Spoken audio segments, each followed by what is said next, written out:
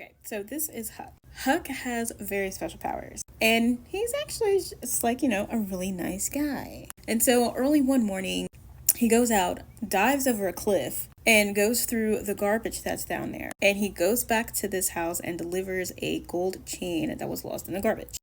So over here, the redhead woman's name is Diane. She goes over to Miss Taylor's house because Miss Taylor wants to talk about Huck, and she calls him the slow guy from the gas station. And so she starts kind of explaining what's going on with Huck and the fact that the entire town knows exactly what's going on with Huck, and they chose to keep it a secret because he just likes to do good deeds.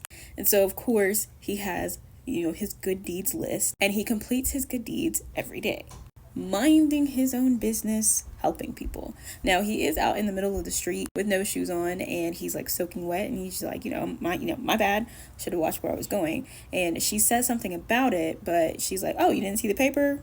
The fishermen who went missing are like totally fine. So part of his powers also is that he is a tracker. So, he's making his list of good deeds for Friday, list of good deeds for Friday, and he sees this news report, and it's like 200 girls went missing in Africa, and these military men had kidnapped them and are like, oh, we're going to turn you guys into, women into wives. Da, da, da.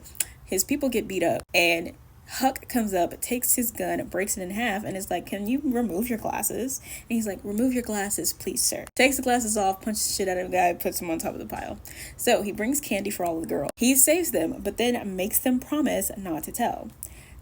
Diane, who I believe is talking to her husband, is like, it's totally him. We have to tell people. So the next day, there are news people fucking out everywhere, and he opens the window to see all of the chaos and nonsense.